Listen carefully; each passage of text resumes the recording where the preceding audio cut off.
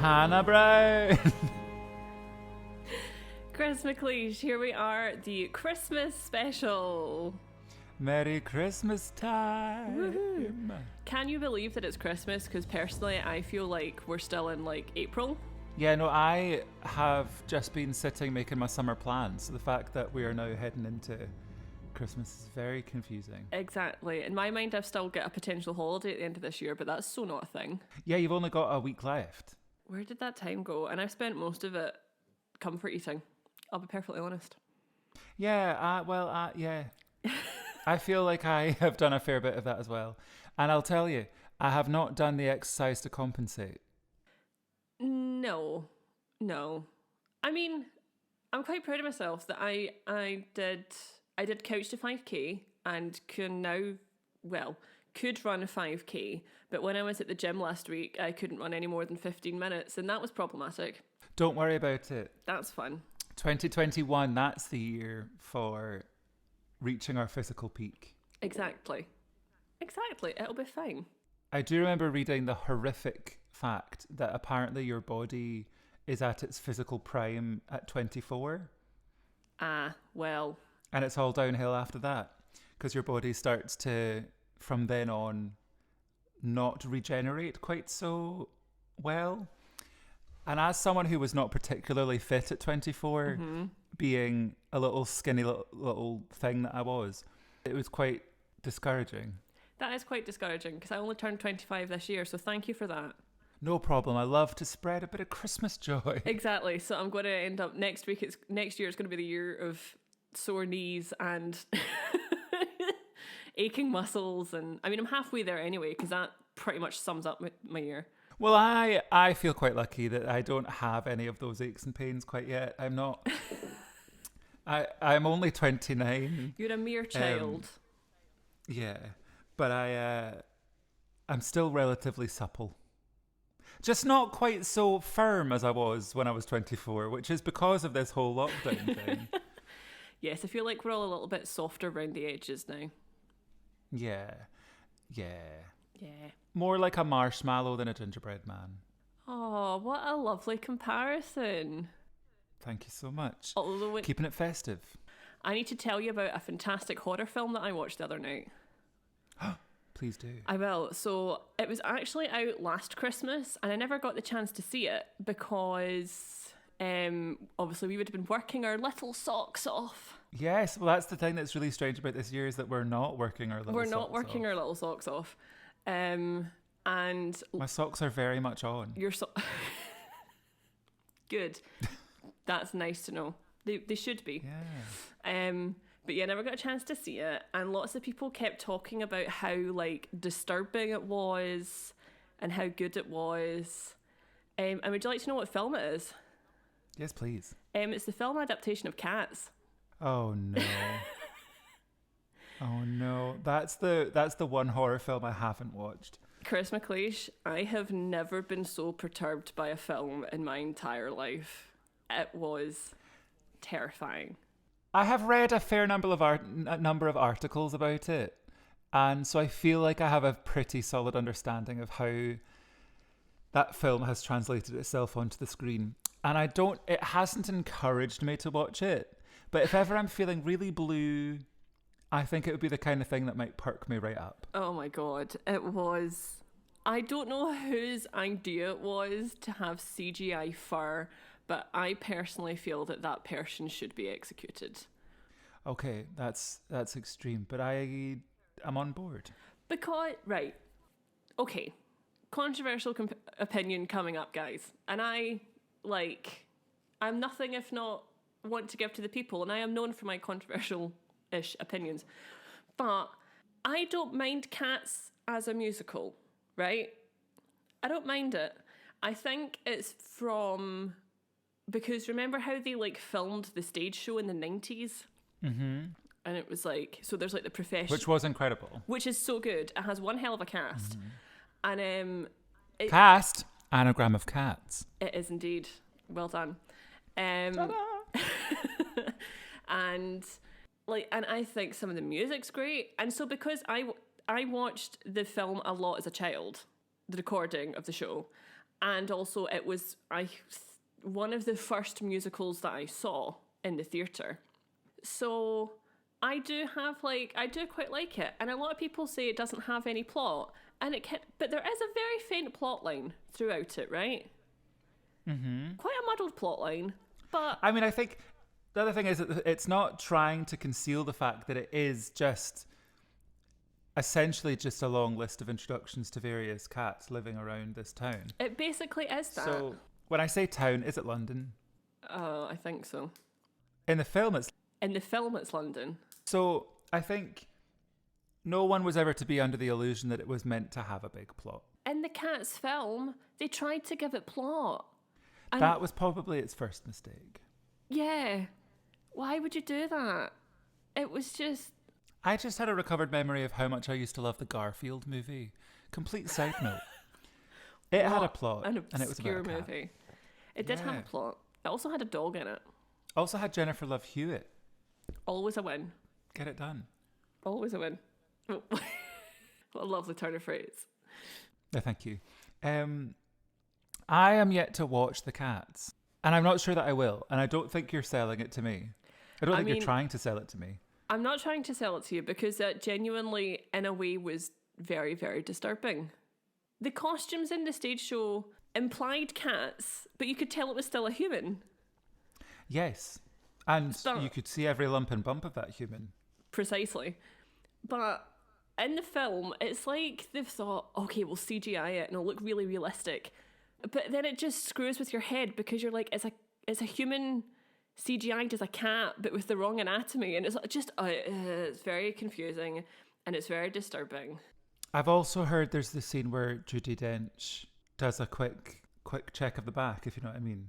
She does do that, yeah. And it's not something That's I not ever acceptable. thought I'd see her do. Judy, you're a dame. Dames don't do that. They have someone to do that for them. I think the moral of the story is please stop giving Tom Hooper musicals to adapt, because that's Les Mis and Cats now that have both managed to bugger up in one way or another. I also would like to say something brave. Do it. I'm with you. Although I feel like it's not, I don't feel like it's something that many people dispute. Okay. There needs to be a casting director conference where they are all lectured about the casting of James Corden in anything. I applaud your bravery.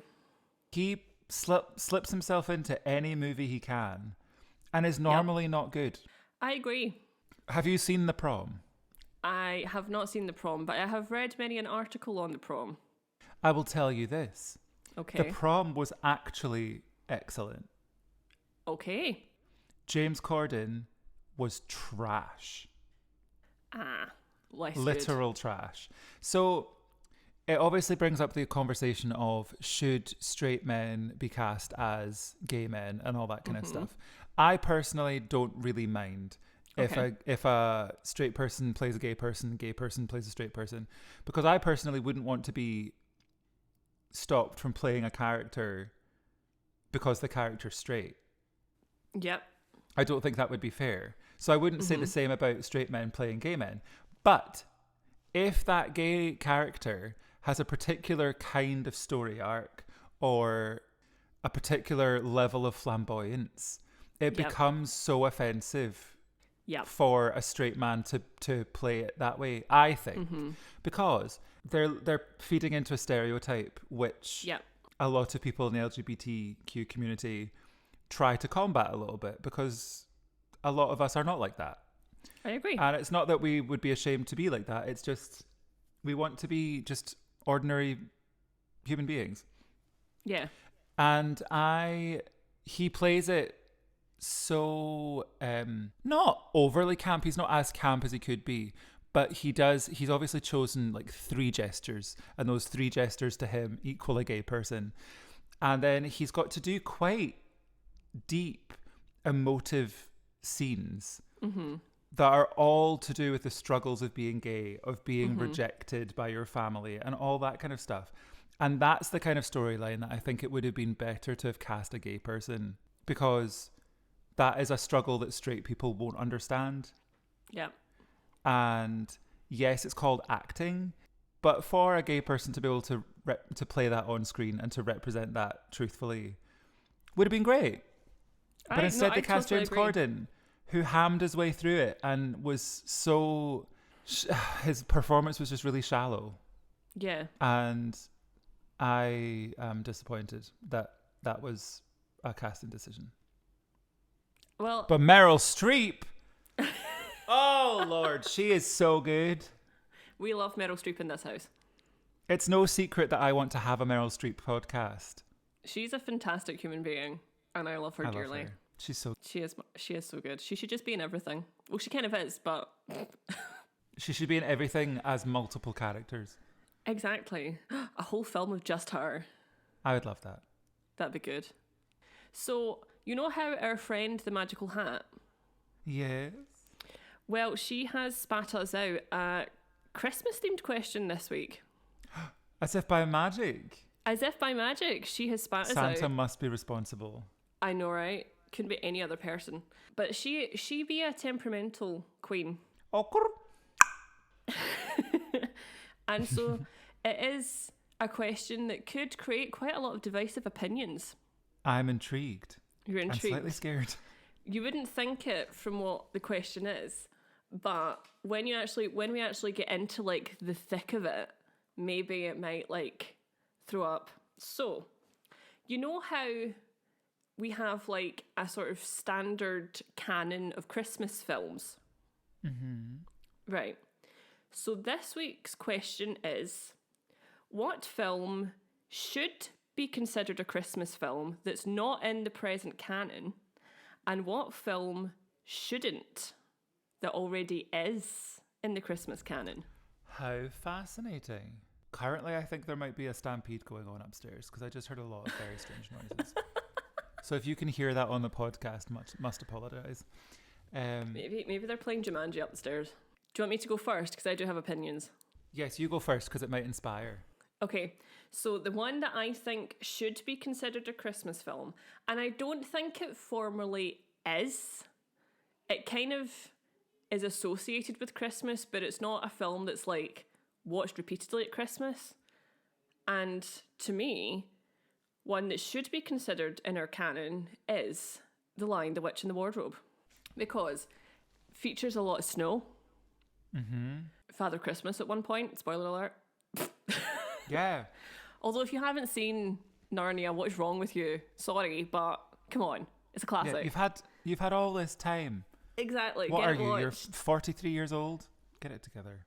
It's like one of the greatest sort of fairy mythical stories of all time. And I'm talking about like the one that was done in like 2000 and whenever it was, 5 or something. The one with Anna Popplewell. That one. Yeah, and little James McAvoy is a fawn. Well, here's a little fun fact, is that the guy, it's not fun at all, the guy who played Edmund, mm-hmm. He has the exact same birthday as me. He was born the 5th of September 1991. Guys, in case anybody didn't know, Chris was born the 5th of September 1991. I like to bring it up in every episode. Maybe one day I'll get some presents from people for my birthday. Maybe one day you will. Who knows? Just in case anybody out there didn't know, that's when we have to make sure you know that's when Chris was born. Yeah. When the Chris was born. So yes, that's my argument that's the one that should be in it because, and also a lot of CS, because Christmas is a Christian festival, and a lot of C.S. Lewis's work did have a certain Christian undertone to it. Mm-hmm. Mm-hmm. There's lots of parallels and allegories in his work. Although, do you want to hear a really pathetic admission? This really is ridiculous. It also makes me sound like a crazy person. Do it. And I'm not. Entirely. In that film, when I was younger, and to a little extent now at the age of 25, I had a massive crush on Aslan. To be honest, don't hold back. I had crushes on the strangest things when I was a child. / now. Oh. I used to fancy Simba from The Lion King. So I mean, fair. Maybe it's a lot. And he is literally a cartoon. He is literally a cartoon. Whereas at least Aslan looked semi-real. Yeah, I mean, I think it has a lot to do with Liam Neeson's voice, to be perfectly honest. But he's just so, like, suave, and he's just got, like, this look, and I'm just going to stop talking because it makes me sound absolutely crazy, but Aslan's No, hot. I just recently had a recovered memory of Jumanji. Strange that you brought up Jumanji already. We love a link. We love a link. An article came up about the guy who played the wee boy Yes. in Jumanji. He was talking about his experience with Robin Williams. And it recovered this memory that I had a massive crush on him when I was a child. So I must have been... I mean, that What, the film boy came or out, Robin Williams? The boy. The wee boy. Okay. But particularly when he was a monkey. This is the first time I've ever admitted this out loud. But I fancied the little boy when I was younger than him, so it's okay. Okay. That's okay. Yeah, particularly when a monkey. Yeah, okay. I wouldn't admit this, or I wouldn't, if this was still the case, I wouldn't admit it. That's But fair, okay. I was a child, and I fancied the brother, and I also that's so funny. preferred him in monkey form. Wow. But then I've always been obsessed with animals, so Well, that's true. It could be that at that stage of my life, that's what I understood fancying to be. Yeah. Is that there was just a character that I really liked, and him as a monkey was it. Well, each to their own. Each to their own, but Each to their own. Keep it legal, kids. Oh, wow. A Christmas film that is in the present canon and is on the TV a lot and a lot of people really love, and that's fine. You do you. Just you love whatever you want. I cannot put into words my hatred for this film, right? 2 words for you. Love, Actually. Okay, yeah. Mm-hmm. I can understand why. And I also, it's not one of my faves. It's not at all. There are moments in that film that I love. I agree. But yeah, it is in 2020 a somewhat problematic film. Oh, I just don't get it. Something I learned recently was about different scenes that had been cut from that movie. Are you going to talk about the scene with Frances de la Tour? The scene with Frances de la Tour and Anne Reid. Yeah. So they cut the same-sex couple. They also had some stuff of a family in Africa. I think they were going to have like little kind of vox pops with different... I don't know. I didn't see the scene, but I just know that this scene existed, and it was like a black family in Africa. I think it might have been a tribe of some kind that they were doing like a little interview. They were probably actors, but they were doing a little interview with them, and that also got cut. So I feel like loads of stuff that would have been great got cut. It's Richard Curtis, isn't it? That's one of his films. It is, yeah. I don't mind his films. I like quite a lot of his TV work. Yeah. But I just don't understand. I want to slap all of them. Yeah. Just there's oh god. Particularly Alan Rickman. Okay, I'm still trying to think of what my answers to this question are, and I'm not getting anywhere. Hold the bus. So it's weird that the thing that keeps coming to my head is Great Expectations, but I'm not. Oh no, that's a good answer. Okay. That's because it's very dark, it's cold, and it's very gothic, and we all love a bit of gothic at Christmas. We do, and I think so. The reason that this is in my mind when I think of Great Expectations, in my head it is Christmas. I don't know why, and I think it may be because it's it's Charles Dickens, so it's a very similar style to A Christmas Carol. It is, and there's something about Miss Havisham being in a wedding dress. It's like white against the dark, stark house that she lives in. So that, I don't know, it gives me Christmassy vibes, and I do just really enjoy it. And I think it probably is an element of combination of Christmas and Gothic that I actually really enjoy. My favorite adaptation is one that I've never been able to find, and it was one I watched a lot as a child. It was a cartoon of Great Expectations. And I think it was my introduction to the story of Great Expectations was this cartoon, because I was probably about 8 or 9.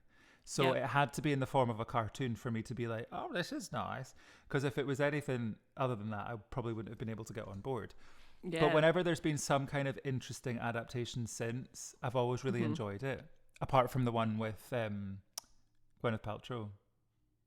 Right, so what's your least favourite Christmas film that gets on your nerves? My least favourite Christmas film. Okay, so this is actually controversial because I have never actually seen the entire movie. And I haven't ever seen the entire movie because I can't put myself through it. Okay. I'm not a fan of Will Ferrell. And that's not his name. His name's Will Ferrell. Okay. So I have never been able to endure the entirety of Elf. Okay. See, I told you the hat was going to throw up a controversial opinion today. Yes. So I have seen some of it. Couldn't get on board because I really don't like Will Ferrell. I like Zooey Deschanel, so I wanted to persevere. Couldn't even persevere for her. It's unfair potentially because I haven't given the full film a fair chance. But I just don't like Will Ferrell. I don't find him funny at all. Well, I think that's a very valid point to have. Thank you. You are entitled to your opinion. And I just gave it to you, so deal with it, everyone. But then I know plenty of people who don't like Polar Express, and I personally love that film.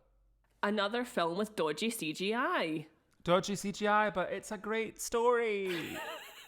We used to watch it every Christmas Eve. Loved it. I've never seen that.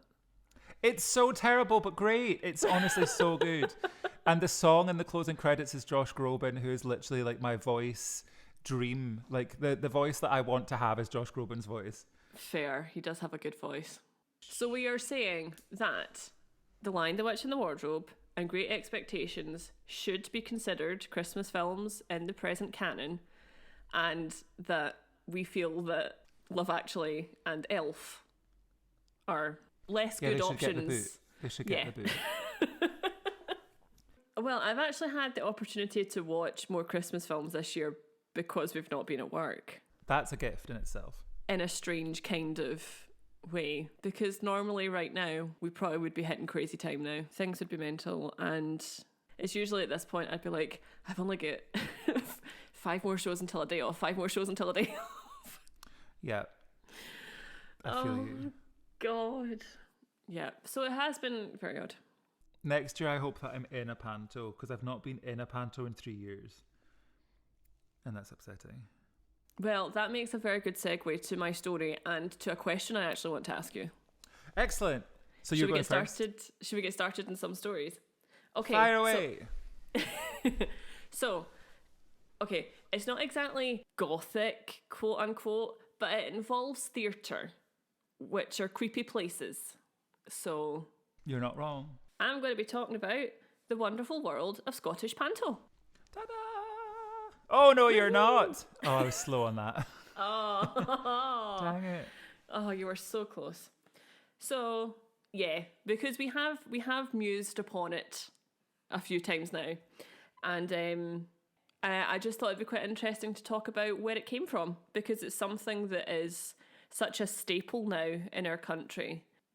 Just in terms of of theatre in general, not necessarily just Christmas theatre, because like we said a few episodes ago, you're always kind of working towards the Christmas season. Yeah, so pantomime is a staple in Scottish theatres throughout the Christmas season, with both professional and amateur productions housed in theatres and touring throughout the country.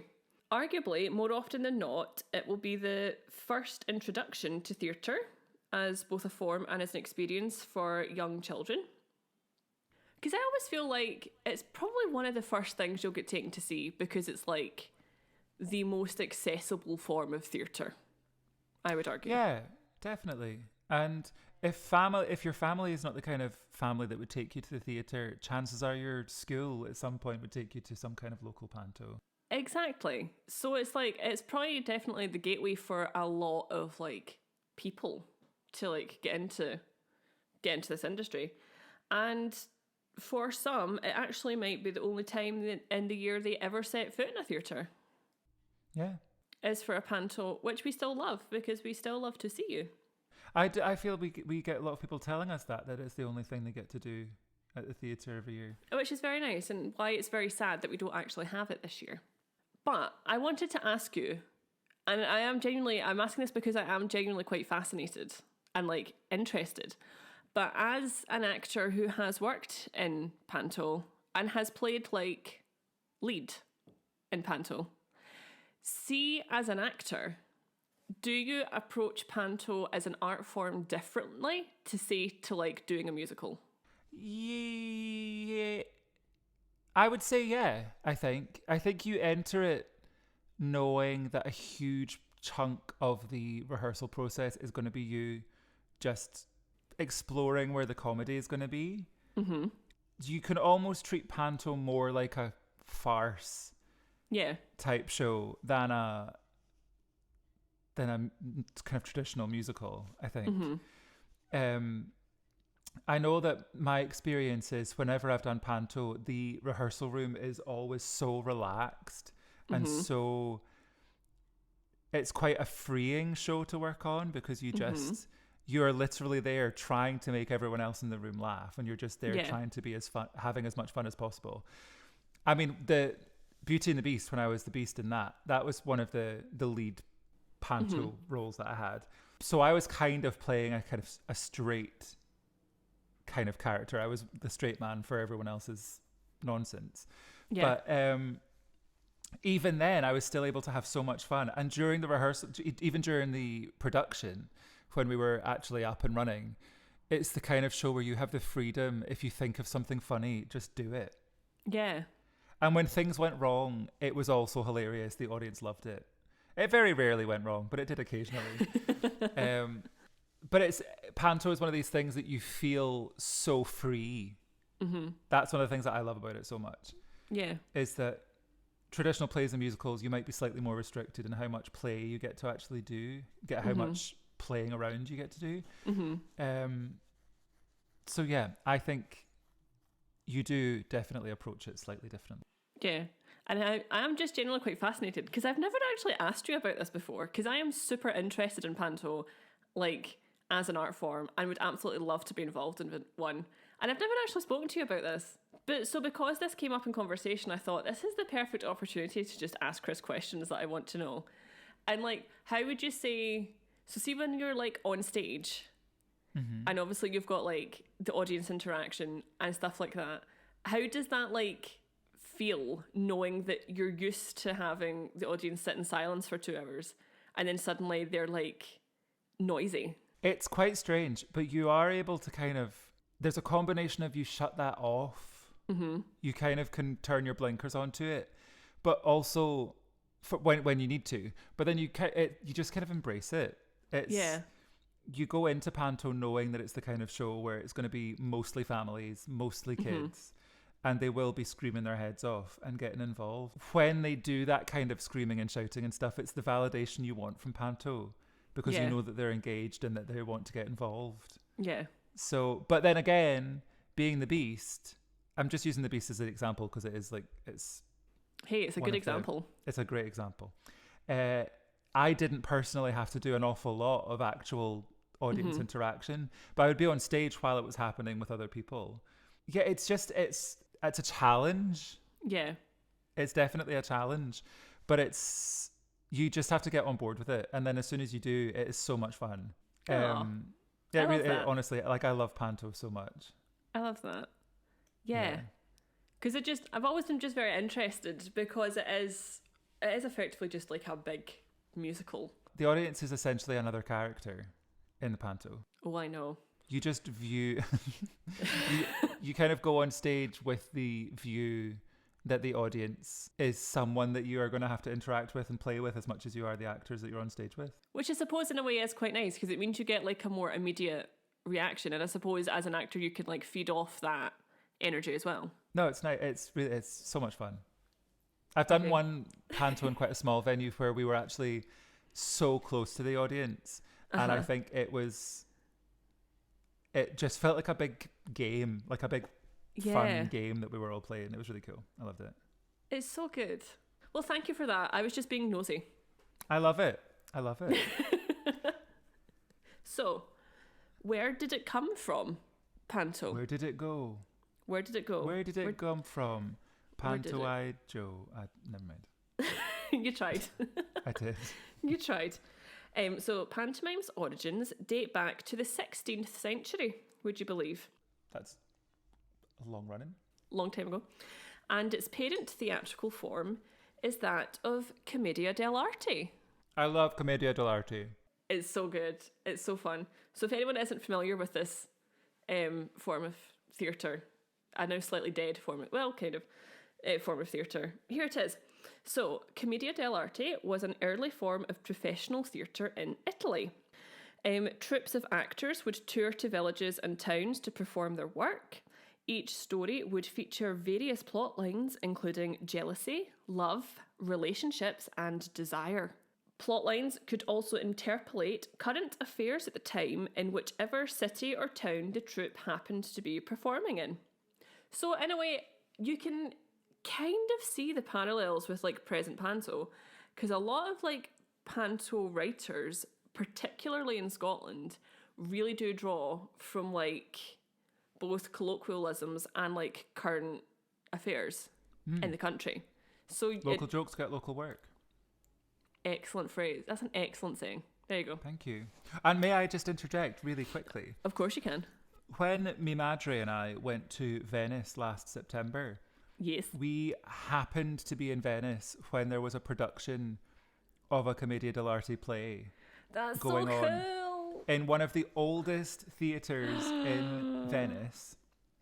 I'm so jealous. And the whole thing took place on stage. So we were on stage. It was a small audience. They had French subtitles and English subtitles, and then the thing was in Italian. Yeah. And so I was watching like the truest form of Commedia dell'arte in essentially the birthplace of Commedia dell'arte, and it was the best time. Mum and I loved it. And the audience was so small. There was maybe like 20 people there. Yeah. Incredible. It was so good. Although their plot lines weren't always comedic. Some plots could feature elements of tragedy or heartbreak. Sad times. Sad times. So, Commedia dell'arte relied upon an easily recognisable list of characters, most of whom would embody some sort of trope. Some of these characters are still present in public consciousness. So, I've picked out a wee handful of characters that are like famous, that originated as Commedia dell'arte characters, but we still kind of either reference them in other forms of art or are tropes that are still present throughout like theatre and history if you like look at it as like a timeline. So characters included Arlecchino, although he is perhaps best known now by the name Harlequin, because everyone knows what most people have heard of a Harlequin. He was usually the servant role and would spend a lot of his time lusting after and attempting to seduce the female characters. So Harlequin was a sex pest. Effectively, he was the first modern sex pest. Yeah. Effectively.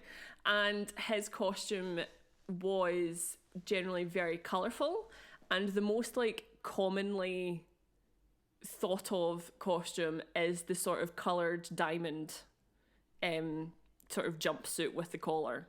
Historically it was like a jacket, just the jacket, but now it's like the full suit. But that's kind of what we associate with it. Kind of jester-esque. Very much a jester kind of idea, yeah. There was also Pantalone, who was the archetypal moneyed older gentleman who more often than not would become the butt of the joke. So quite a lot of like the storylines, or in what I was reading anyway, quite a lot of the time it was like the servants trying to one up their master, effectively. So, because that was probably a type of comedy that a lot, because this was like theatre for the masses, so they probably would have like understood the joke that they were trying to make. We also have Columbina, who is often also referred to as Columbine, perhaps more now, who is perhaps best described as the flirtatious maid, which is a trope that very much is still like particularly present in opera. Mm-hmm. Wearing a black and white maid's outfit, dusting an ornament. Yeah, exactly. Giggling. Exactly. And did you know, fun fact, that in Così fan tutte, which we have worked on, the character of the maid Despina is actually a Columbine-esque character. Oh. There you go. Of course she is. There. Although, don't underestimate Columbina, because she was also rational, intelligent, and very witty. So she wasn't just your classic, like, maid that was getting sort of pestered by Harlequin. She actually had quite a sharp tongue on her, so don't you mess with her. Quite right. Because she will put you down. So, it could be argued, however, that one of the most recognisable Commedia dell'arte characters still to this day is that of Piero. Piero. Just kidding. I was so hoping you were going to do that, because that's what immediately came into my head there. Oh, God. His costume and its variations generally follow the colour scheme of black and white, a loose white blouse and wide trousers, large buttons, a frilled collar, and occasionally a cap or a hat. And we are most familiar with the Piero makeup, or what is now like a modern-ish interpretation of the makeup, which is a pale white face with a single black tear. Oh. So Piero is perhaps the most tragic character. He would often be in love with Columbina, would bashfully and sort of awkwardly try and court her, and would often be heartbroken when she went off with Harlequin or an equivalent. So he was very unlucky in love, was Piero. Often two traits of Piero would be naivety and insecurity. He would also often be embroiled in various schemes and pranks on the other characters. A lot of traits from Piero are now adapted into modern clowning practices, including makeup and costume, and his character forms a large basis of the sad clown trope. Now, since we're on this kind of topic, I would like to point out that I think clowning is one of the most fascinating and most underrated forms of performance presently in, like, the universe. So I was quite scared of clowns as a child. I can understand that. I'm now more on board with them, but I do agree. I think the physicality and the physical theatre in general has always interested me, but clowning I think is really, really interesting. Slava Snow Show is one of the best things I've ever seen. It is one of the best things. That is the first. So I studied clowning fleetingly, very fleetingly at uni. It was like 2 weeks or something like that. And I can't remember much about it, I'll be perfectly honest. But Slava Snow Show is the first thing that I've seen that's not your stereotypical quote-unquote clown. And so when we think of clown, we always think of like the person in like the thick white makeup with the big red smile and the colourful costume. Mm-hmm. That's not what Slava Snow Show is. No. It's so not that at all. There's a point, and I think if you want to get into starting to like, if you want to learn more about clowning, I think Slava is a very good starting point. And there's something a little dark and gritty about it, but also just such a spectacle. Yeah, it's just fantastic. So and good. Also the last time we had it at the theatre, which was like 3 years ago now. Yeah, ish. Something like that, yeah. Something like that. The company manager took like our front of house briefings and explained the show and how it would work. And I have never seen a person so, like, into their own show. Like, when he was explaining what was happening, he was so enthusiastic about it. And there was like a thought process behind how the show would run. And I was just like, this is brilliant. There's also, I mean, because I had no idea what it was. I had never seen it. And then I worked it. And then there was a point when I was standing at the back of the grand circle going, why am I standing crying at a clown that is pretending a jacket is a real person? That whole scene is so beautiful, though. Oh, it's absolutely wonderful. So I think, yeah, I would love to learn more about clowning and more about just the sort of the psychology behind it and stuff like that, because I think it's absolutely fascinating and I don't think it's given the credit that it deserves. And that's my PSA for today. Thank you for listening in. Anytime. I have to have one every week. You know this. I love it. Thank you. So Commedia dell'arte did actually start to bleed into the sort of forms of theatre in the UK. So variants of the Italian tradition can be traced back as early as the 17th century in the UK. The silent art form emerged in various different art forms. The idea of the stock character was also being adopted. So in Commedia dell'arte, we have like a range of like tropes, which is something that is very much still present in our modern pantomime tradition.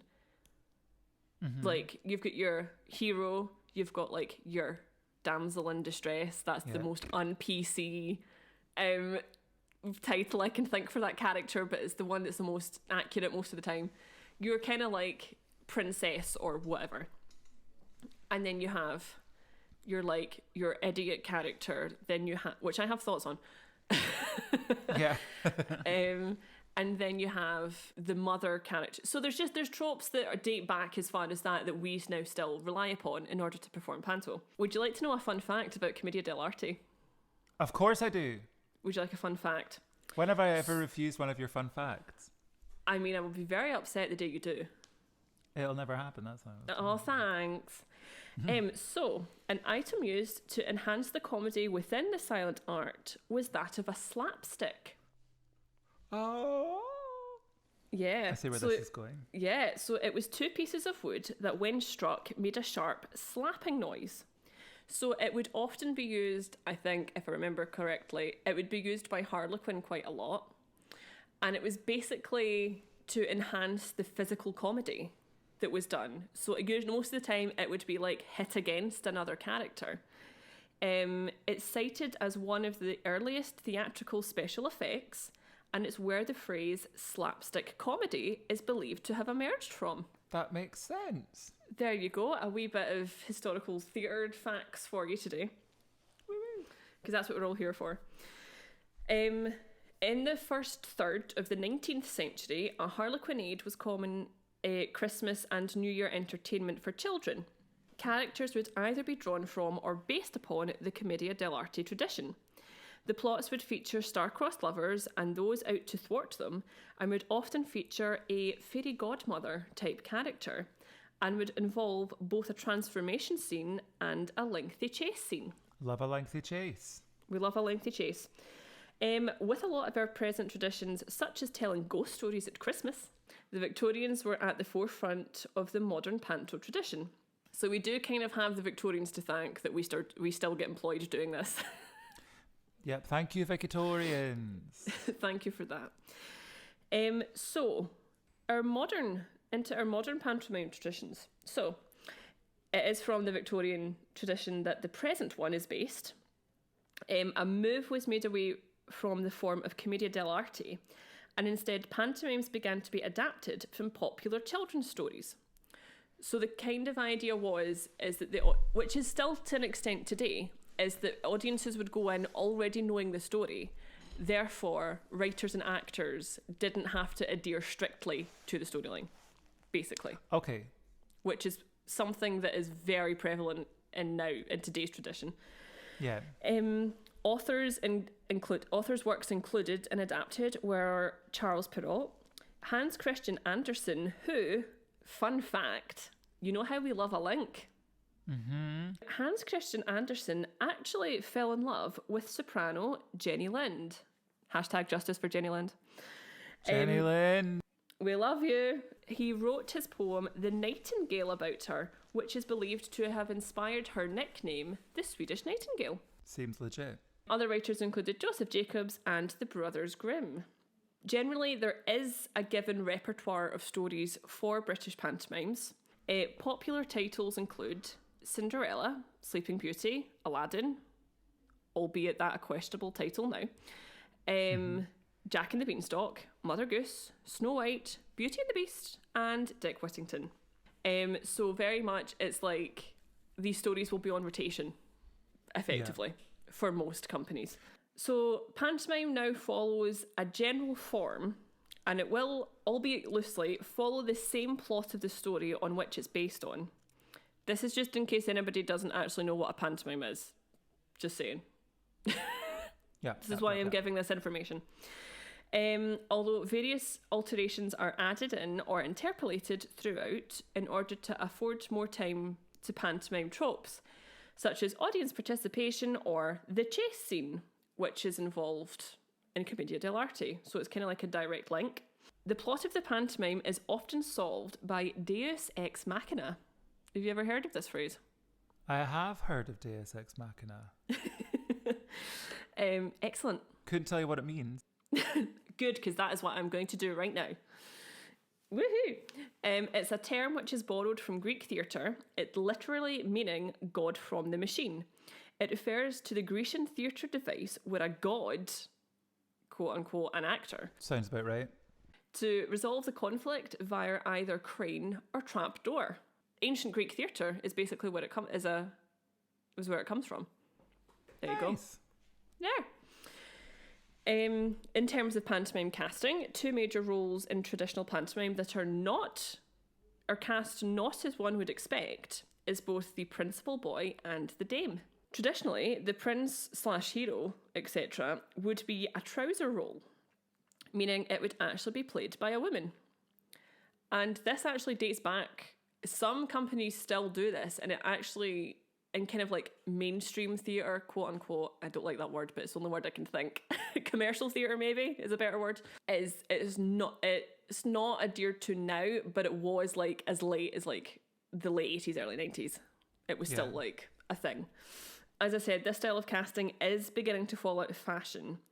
Although another thing that's starting to fall out of fashion is the casting of the dame. So the dame is generally the mother role within the plot and has been historically played by a male performer. This also does extend to the roles such as the ugly stepsisters in Cinderella, and this form of casting is probably the still most prevalent in British pantomime. However, this is beginning to change, particularly in Scotland. We are nothing if not... What's the word? Progressive. Progressive! I knew what you meant. Yeah. So I'll talk a little bit about our Scottish Panto tradition and the sort of well-known ones, particularly kind of in Glasgow, since that is what we are most familiar with. Yeah. So one could argue and have a pretty good defence for that the national form of theatre in Scotland is pantomime. We are famed, I would say, for our pantomime productions and are often cited a lot, even in like performing arts publications down south. It's well done us. We are renowned for our pantomimes, as we should be. Pantomime in Scotland dates back to as late as the mid to late 19th century, it being a popular, accessible form of entertainment. The Theatre Royal Glasgow being one of the theatres at the forefront of this tradition. So as we said in our first episode, it was as far back as the 1860s, late 1860s, the Theatre Royal would produce pantomimes. Scottish pantomime developed out from the 19th century music hall tradition, it incorporating various acts and performance styles throughout. Slapstick comedy was also born out of the vaudeville and music hall circuit.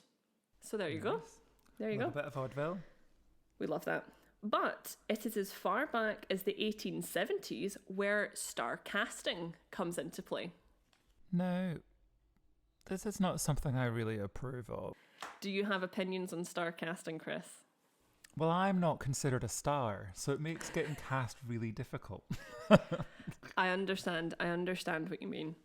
So it's a shame because it's the kind of thing that a part of my process in going forward for roles and stuff is I have to think, I enjoy Panto, I'd love to do Panto. So do I have to then get cast in something like River City or something else like that? To then get seen for a Panto just because there's a job that I love so much that I want to do, but I can't get into it because I'm not famous. Yeah. That's fair. I understand what you mean, rubbish. yeah. Because then there's people who do Panto and probably resent it, but they get paid a decent amount of money because they're a star. I agree. When there's plenty of people who would love the job and get a lot of pleasure from it. Yep. I agree. You make a very valid point, and I definitely second that wholeheartedly because it is infuriating. Very annoying. It's also the same for directors. If you've generally not been in a Panto, you're not getting to direct one, which I don't think is very fair. Yeah. Because not all of us are performers, okay? Yeah, that's unfair. That's not where we've all came from. We'll put our own one on. Thank you. Mainstream or main house pantomime in Scotland relies heavily on star casting, and many a famous face has graced the stage in pantomime.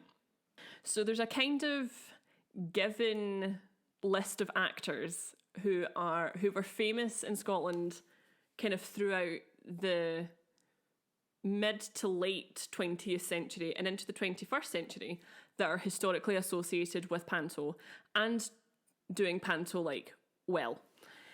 So household names that some people may not know now, but if you're Scottish, you probably will, that have starred in pantomimes across Scotland include Johnny Beattie, Jack Milroy, Ricky Fulton, Stanley Baxter, Gregor Fisher, Tony Roper, Gerard Kelly, and Elaine C. Smith, who was actually one of the first women to be cast as both the Dame and I believe the stepsister role.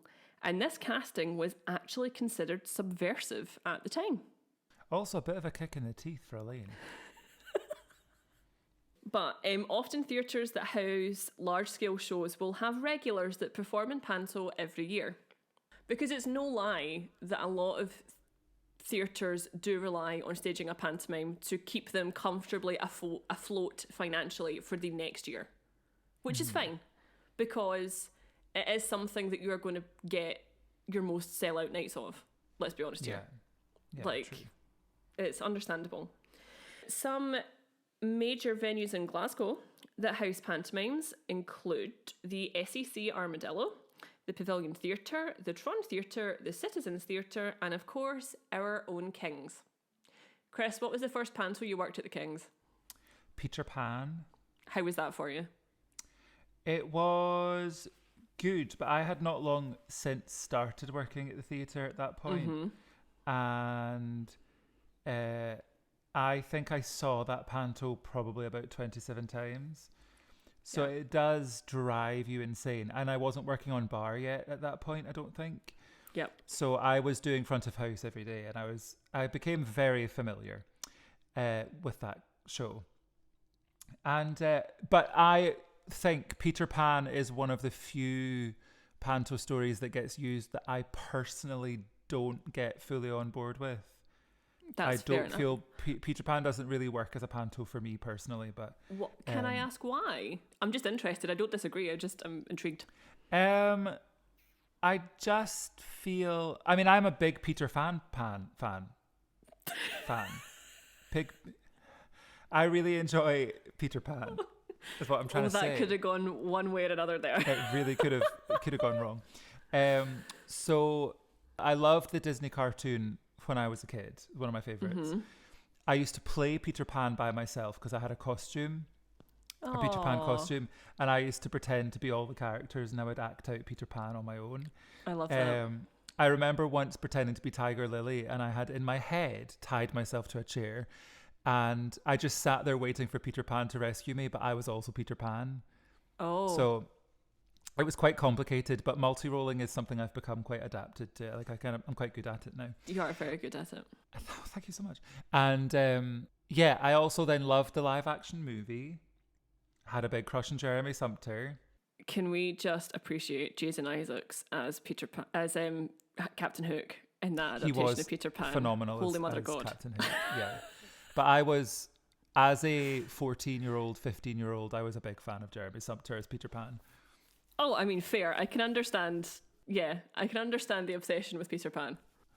In fact, I must have been younger than that because he's older than me. Anyway, who cares?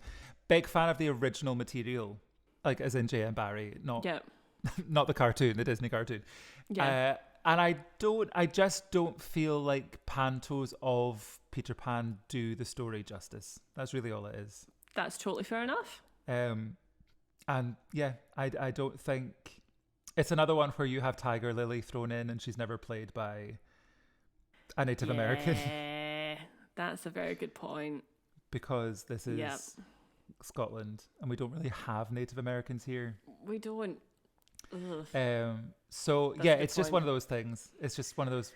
I mean, Beauty and the Beast is one that I would have probably said the same thing about a while back. Yeah. But until I was in it, I like my mind changed. Yeah. No, that's fair. Yeah. That is fair. Yeah, my first one, I worked at the King's with Cinderella, and it was very much the same experience as you. I was front of house only, and I think I saw the show 29 times in a month. And I'm not knocking the job because it's great fun, but you do start to feel your sanity slipping. You do, and it's not a big secret. It's not something that people in the industry are going to come for us about. No. It happens to everybody who's involved in a panto, is you do start to go a little bit cuckoo. But that's part of the fun. It is part of the fun, and we get through it, and it makes for all very, very entertaining scenarios when you're trying to string a sentence together by the time you've got to New Year's Eve. You know, it's great fun. It is. So kind of like the Kings and the Pavilion and the Armadillo are all kind of like your traditional sort of British panto with a distinct like Scottish, like, what's the word? Flavour? Is that the right word? They are very much like, they use lots of like common Glaswegian words, common Glaswegian jokes. They are very good. If you're looking for like your traditional panto, all of them are usually like a winner. See, when we were talking about tropes, right? One common panto trope is always the idiot, quote unquote. So generally that is like your Buttons, or help me out, Chris, I can't think of any other characters. I feel like that's the normally common name. Bobby. What? The pantos I've been in, he's always called Bobby. That's a good name. But yeah, that idea, the best pal character. I like to refer to them as the dafty as opposed to the idiot. That's a good word for it. Yeah. So like the dafty character. I always use Buttons as an example, right? Because I feel like in panto, yes, when you're in that role, your job is to be stupid. Like 98.8% of the time, your character is being stupid and you play stupidity. But you also have to have a level of grounding and a level of pathos, in my opinion. Because I feel like, see that, I always use Cinderella as an example, but see that point when Buttons believes that Cinderella's talking about marrying him, and he finally like works up the courage to like propose to her, and of course she turns him down, and that to me should be like a moving moment in a pantomime. It should be, because you have to have a level of humanity in order for like the audience to connect with your role. But see, if you're just playing an out and out stupid person and you don't have that, or there's a very thin line between acting silly and being annoying. There's a certain line that you cross when it no longer becomes sympathetic and it becomes annoying, to the point that you go, of course this girl's going to turn you down because you're an irritating bugger. Yeah. Do you know what I mean? I get you. Thank you. And it just really frustrates me that care and attention is not taken to roles such as that, because I think people think it's an easy role, but actually it's really it's difficult to play silly. Yeah. It's tricky to get the balance, but it really annoys me when people just be stupid, and I'm like, that's not what the whole... Do you know who was great at it? Gerard Kelly was great at it at the Kings. I never saw Gerard Kelly. So, fun story. The first panto I ever saw was the Kings back in like 2000. And I went to the Kings panto every single year until I started working there. That's mad. So that must have been, you must have been buzzed. It was very strange because it was like very much like a family tradition. Then I got the job and I was like, oh, okay. It seems only fitting that I work here now. Yeah. Since I was never out the place anyway. But he was brilliant at it because he had a level of grounding that made the character human. So at the end of the show, when Cinderella, the slipper fits and she's going off with the prince, you genuinely felt for Buttons, as you should. Yeah. I just think not enough care and attention is taken to either the characterization in panto or the writing of panto anymore, and it really, really upsets me because it's such an important art form. Yeah. I'm going to shut up now. I'm very sorry. That took longer than I felt. I'm very passionate about it. That's okay. I feel the passion and I love it. Thank you. So you have like your traditional pantos in Glasgow, but also the Citizens Theatre is famed for its, what I call, its sort of anti pantos. So it's shows that while still within the Christmas tradition, such as like a fairy tale or like a children's story, the productions don't fear to lean into the more Gothic elements of the story. Generally, their main stage Christmas shows are very much not targeted towards like children or young patrons, and they always offer like a more light-hearted kind of like family show, like a wee hour-long show in like their studio space as part of the Christmas season. Because, oh my god, the Citizens Theatre at Christmas has done some of the best work that I have ever seen. Because it's like scary, genuinely quite scary. I got taken to see an adaptation of A Christmas Carol at the Citizens when I was like 7, and my family member that took me didn't realise that it wasn't for like kids, and I was terrified, but like genuinely terrified in the theatre. But I like to think that informed my love of like the Gothic now. I like to think that it wasn't in vain. But an early immersion is important. Isn't it? I agree. So, yeah, I think that the Sits does such a great job of doing like a good old-fashioned Gothic Christmas tale. Yeah. Then you also have the Tron Theatre up at Trongate, who arguably gives a more subversive version of a traditional pantomime. And I have to say, see, for the past few years, the Tron wins.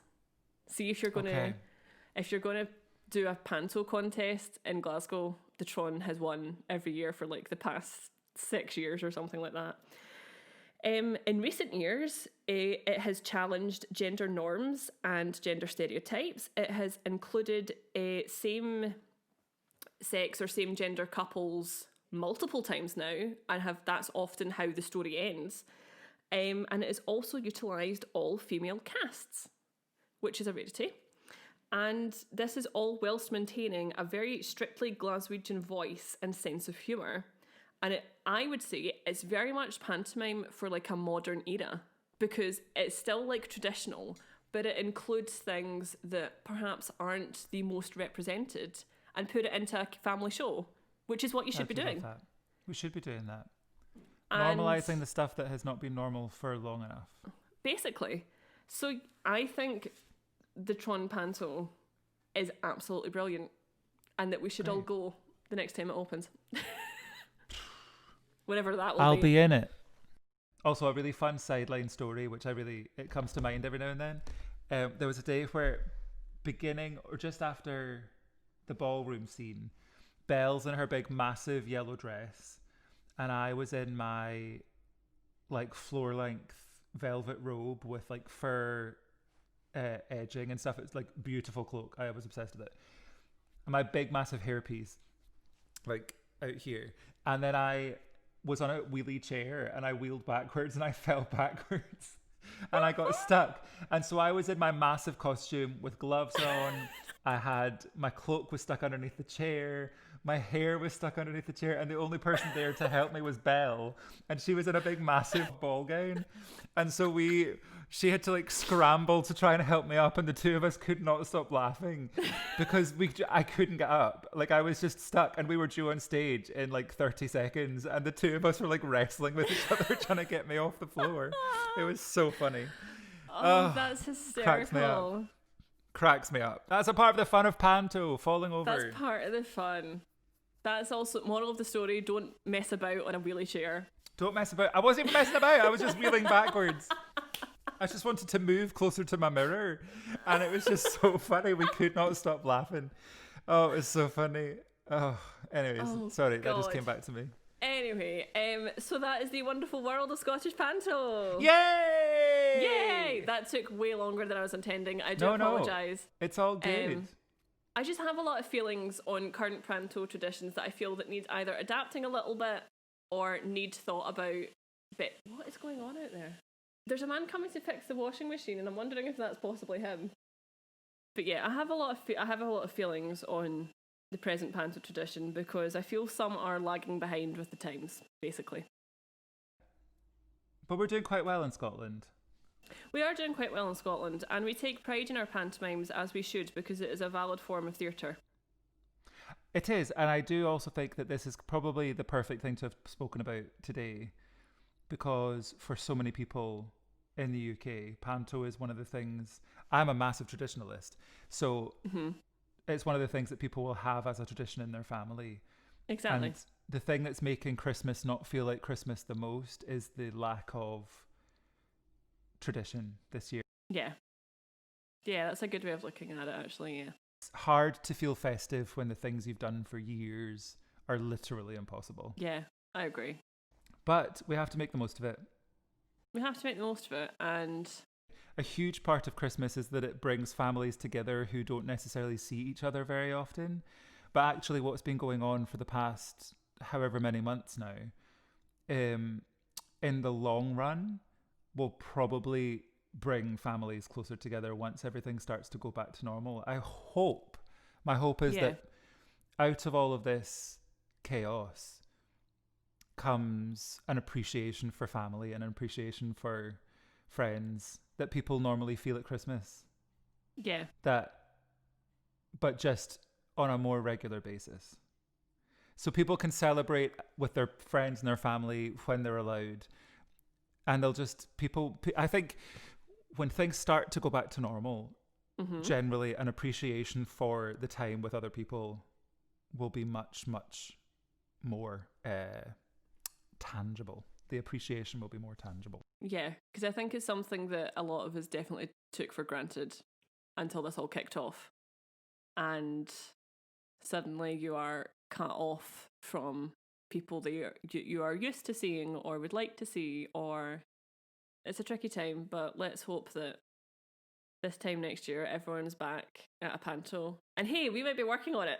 I mean, I'm not kidding. We should 100% try writing a panto and putting it on. We should just do it. We should, because we know plenty of actors. We do. We know plenty of people who could get involved. We could just pick the whole team and cast from our workmates. Literally. Okay. Oh. So, I am going to take us down the route of Christmas traditions. Yes, we love that. And then there's a little bonus ghost story at the end. Even better. See, you came prepped today. I did. I was like, I know what Covering I want to talk all about. bases. Everything.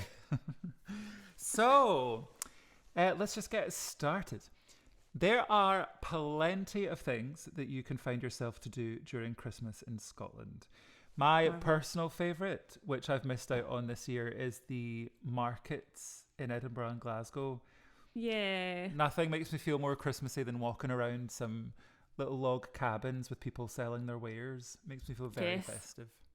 Does. Also, I'm a big Scandinavian kind of style Christmas fan.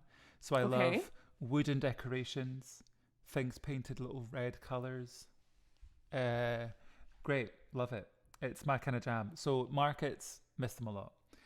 I also, in primary school, we used to have a post box that you would post Christmas cards to different people in the school, and then someone would get to go through them Aw. and sort them out into piles for the different students in each class. And I was normally quite involved in that, and I used to love doing that. I used to think That's it was so really much sweet. fun. We should do that for work when we go back. It's That's a a very good idea, actually. work post box. Oh, nice things only. The roots of the Christmas traditions that we recognise today can be traced back to pre-Christian celebrations of the winter solstice. Which is today, as at time of recording. Today. Ta-da! The solstice is the twice yearly event when the sun appears to be at its highest or lowest point above the horizon. In the Northern Hemisphere, the winter solstice usually occurs annually between December 20th and December 23rd. Today is the 21st. Here we are, winter solstice. Here we are. The winter solstice was seen by the ancient Celts as one of the most significant times of the year. The Neolithic monuments of Newgrange in Ireland, Maze Howe in Orkney, and Bryn Cellidu in Wilmsmon.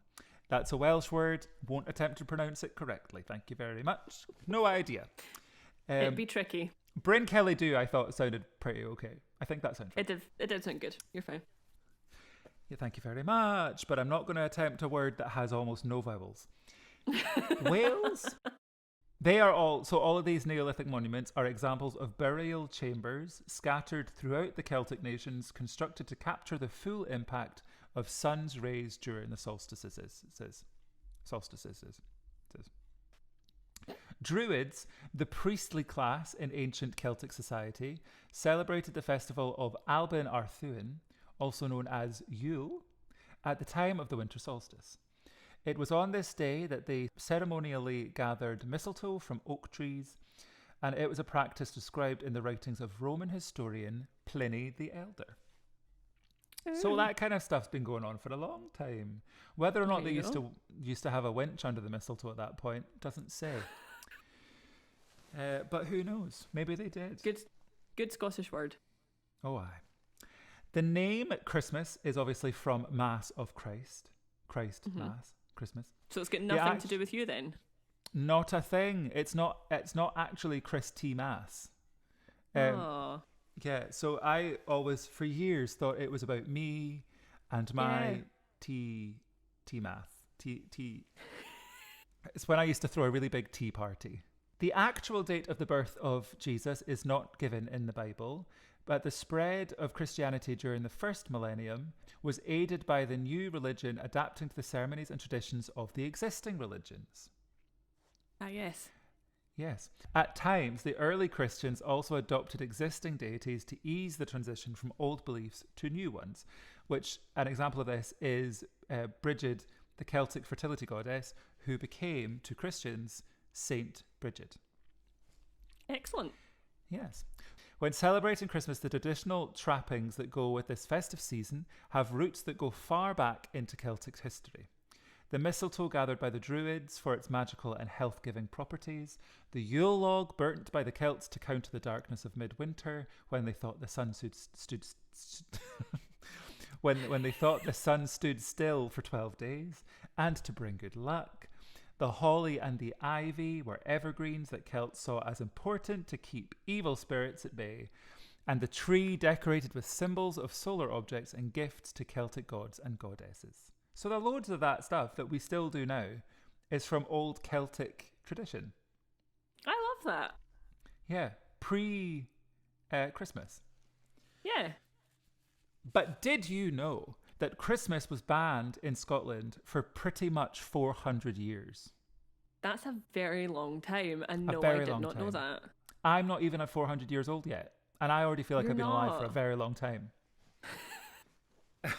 That was slightly grim.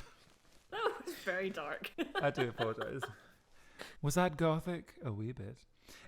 Before the Reformation in 1560, Christmas in Scotland had been a religious feasting day. In 1640, the country was mainly Protestant. Christmas was seen in Scotland as a Roman Catholic holiday, and celebrating it was obviously unacceptable. Of course. Scottish Parliament passed a law making the celebration of the Yule holiday illegal. That's a different Scottish Parliament to the one we have now, though. Yeah. Because Scottish Parliament went away and then came back. Yes. Even after Charles II was restored to the throne, celebrating Christmas was frowned upon in Scotland for a very long time. And it wasn't until 1958 that the 25th of December became a Scottish public holiday. That's like living memory for people. Yeah. That's crazy. That's 62 years ago. That's really not that long ago. What? Bizarre. Wow. There are some old traditions that people still hold on to. For example, some people bake unleavened Yule bread for every person in their family, and whoever finds a trinket within their loaf gets excellent luck for the year. I've never done that one, but maybe I will. I'll bake some unleavened bread. Why not? There used to be a long-standing belief that it was imperative to keep the fire burning on Christmas Eve. If you didn't, the sprites roaming around outside would climb down your chimney, and apparently that was a bad thing. You don't want that. Don't want them coming in, poking your turkey. Oh. Another once clandestine custom is the burning of the Yule log, as I've already mentioned. So they would cut a bit of birchwood at the end of summer, let it dry out, and then it would ceremoniously be brought inside the house on Christmas Eve, paraded around the kitchen 3 times, toasted to, and then burnt in the fireplace, which to me sounds like the behaviour of people who had too many Baileys, to be honest. I mean, yeah, I can't imagine. Yeah, that doesn't sound great. And also, when I have a Yule log, generally I don't parade about my kitchen with it. I just take it out the packet and eat it straight away. Yeah. Well, I mean, like, this Yule log sounds like it probably was like legitimate log, like a log outside from outside. No, don't take your chocolate log out the packet in the summer. Let it dry out, and then waft it about your kitchen 3 times. There you go. Yeah, we don't want to do that. Buy your logs fresh. Have them at the time. Do you know what I mean? Exactly. Best enjoyed with a little cup of festive tea or coffee. Oh, yes. Unless you're me, in which case hot drinks literally feel like Satan. I can't think of what Satan's up to. I don't know his business. Anywho, let's move away from that. So burning a rowan twig as a way to get rid of bad feelings between friends and family is a classic. I've never done that either. But then I don't know how to get a hold of a rowan twig. I can't imagine it being indigenous to many places anymore. No. There's also the tradition of the first footer, which I will only mention briefly because I know that it's a part of New Year's tradition nowadays. It is. But it did used to be the first person to arrive on Christmas Day. Oh. Yeah, it's changed slightly. Modern Scottish Christmases are very similar to those in other Western countries. People like to sing carols, which we would sometimes refer to as wassailing. We like to decorate our houses with lights, with Christmas trees and wreaths. Children obviously write letters to Mahome Slice, Santa Claus. Of course. And on Christmas Eve, they like to pop something nice for him to eat when he's out delivering the presents. Normally, people leave things like mince pies or cookies. You all know this stuff because you've all done it. When we were kids, we used to also, instead of alcohol, we'd put out milk.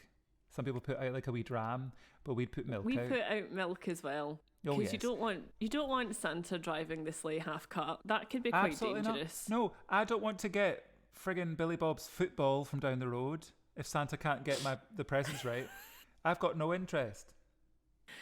Oh God! And we would also put out a carrot for the reindeer. Of course, because they do a hard job as well. They do. Sleighs are heavy. Have you ever pulled one? No. Probably You're about to say that you have? No, I haven't. But I reckon it would be too heavy. I agree.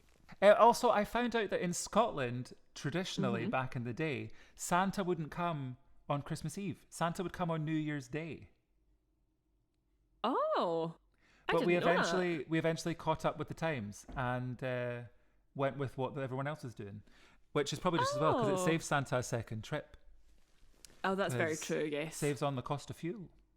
Just for Scotland. Yeah. If you're already He down did this that neck of the second woods, trip. just come round at the same time. Don't do a second Yeah. journey. Don't worry about it, Santa. So that is some of the traditions. So in conclusion, essentially a lot of Christmas traditions, which now seem to be pretty accepted all around the place, actually stemmed from Celtic traditions to do with the winter solstice, which I really find hard to say. So now let's move to a haunting. Yay. So I'm going to talk to you about Leith Hall, which is in Aberdeenshire. Lovely. Okay, so this will become relevant. Okay. Although, hold the bus. Okay, we're back. So, this is the spooky story of Leith Hall in Aberdeenshire. In the uprising of 1745, Andrew Hay of Rands hid at Leith Hall after the Battle of Culloden, where he fought for Bonnie Prince Charlie. He was unable to seek refuge. Big Bonnie! Bonnie. I don't know. No one called him Bonnie at the time, I'm sure. He was unable to seek refuge in his own estate, so he eventually made it to France, and in 1780 he was given a pardon by King George. This Jacobite pardon is still at Leith Hall in the historic wing and is thought to be the only surviving pardon document. So that's fun. Ooh. During the First World War, Leith Hall, like many other large buildings, became a temporary hospital. It housed over 500 patients who returned injured and wounded from fighting in Belgium. Hello, Trixie. But some ghosties. The figure of a moaning large man with a dirty white bandage over his head and covering his eyes, wearing dark green trousers and a shirt, can sometimes be seen in Leith Hall. Ooh. The well-built figure with a dark beard carried a short weapon that was slightly longer than a knife. This ghost was witnessed by novelist Elizabeth Bird, who said that it was not just an apparition, but seemed solid, like a real man that was there. She felt that he wanted his presence known, not in a threatening or hateful way, but just to say, yo, I'm here in Leith Hall. Check me out with my big old knife. She shouted, go away. The figure took a hesitant step back and disappeared in the direction of a window behind a dressing table. She could no longer sleep in that room and slept in a small bedroom on the 3rd floor, and her dog also refused to enter that room that she saw that man. The dog would just stay at the door and growl. See, dogs know something's up. Dogs know. I sometimes think the cats know things in this in my flat. I agree with that too. But I mean, this flat used to be a school, so I don't know how many children died here, but probably not that many. I would hope not. I've got questions if they did. Yeah, if ever they pop up, I'll ask. I'll be like, thank you. Excuse me, we've got some questions. Could you take a minute? So the ghost is thought to be the 4th Laird John Leith, who was killed on Christmas Day. Bow, bow, bow, bow. Relevance. Yay! In 1763 in Aberdeen at Archie Campbell's Tavern. Tavern. Which was... That's not interesting. Which was in Castlegate during a drunken squirrel. Squirrel, that was a combination of squirrel and quarrel. It was during a drunken quarrel in which he was shot in the head. Ooh, nasty. That's how he died. Not fun. Although he was shot in the head at the tavern on the 21st of December 1763, he did not die straight away. He clung on. Oh. He was like, I've got Christmas to see out. He was severely wounded and found in the Castlegate and taken to a nearby house where he died several days later on Christmas Day. Oh. It is thought that he quarrelled with Abernathy of Mayen and was either shot in the forehead during the quarrel or during a duel. Lord Forbes was present during the quarrel and could not get the two men to make peace. He left the tavern and didn't witness the shooting. The Laird's widow, Harriet Leith, sued Abernathy for murder, Imagine being sued for murder instead of just being tried for it. Wild. That's weird. But he fled the country and did not stand trial for another 5 years. Murder was never proven, and Abernathy was only fined £150. Could Laird John Leith be trying to settle his premature death, or tell someone that he died in an honourable duel? Who knows? But it was believed that this sighting by Elizabeth Bird was the first time his ghost had been seen. Oh. Elizabeth Bird wrote about the haunted experience in her book A Strange and Seeing Time. Her book describes the time that she rented the east wing of Leith Hall with her husband soon after they married in 1966. They rented 14 rooms. That's a bit much. How many rooms do you need? Excessive. Yeah. And they soon met with many of the ghosts. So on top of Laird Leith, it included the ghost of a Victorian lady in the Leith bedroom, and she was seen during the day. Footsteps were heard coming from the third floor, though no one else was in the building. These sounded like a child or a puppy shuffling about or scampering along. Doors would slam shut even on summer days with no wind. Elizabeth Bird and her husband also witnessed poltergeist ghosts activity at Leith Hall, such as sherry bottles flying from a hall table and smashing on the floor, a tall standing lamp crashing to the floor in a study, and a heavy metal pot cover which was hung on a hook over the stove clattering to the kitchen floor. I like to think of a heavy metal pot cover as someone doing a heavy metal cover of a song about pots. But it's probably not. Oh, wow. At times, Elizabeth felt watched and that there were many other people sharing a room with her, even though nobody was there. She especially felt intrusive in the master bedroom of the second floor. Her guests would often remark about the big bed in the room as having a presence and being terrified of passing it as they made their way to the toilet. Oh, that's not fun. Anyways, there was a painting at Leith Hall of Joseph, Mary and a donkey. The picture was called Flight into Egypt. When Elizabeth Bird looked at the picture, she would see a massive black bearded man in the painting, but nobody else could see it. Oh. Even though she pointed out the mysterious figure, nobody else ever saw it. Another novelist, Alana Knight, who wrote the Inspector Farrow novels, stayed in the castle with her husband, and they would both wake up with a feeling of being smothered and that there was somebody else in the room. She described hearing the clinking of crystal and the rustling of silken dresses and footsteps. Oh. So that is just a very brief story about some of the ghosts of Leith Hall in Aberdeenshire. But Does it the still main exist? It does very much still exist. Oh, marvellous. But the main one I wanted to look at was John Leith, because he died on Christmas Day. That's fair. I see the relevance. And you see the relevance? It's not rocket science, folks. Christmas Day, that's today. We love a ghost story at Christmas. What can I say? We do. We do love it. So anyway, that's all I have for you for this very Christmas Day. That was very good, though. I do find the Christmas traditions thing very, very interesting, because we are all basically still just following, well, what would it be like, Celtic and pagan traditions now? Yeah, exactly.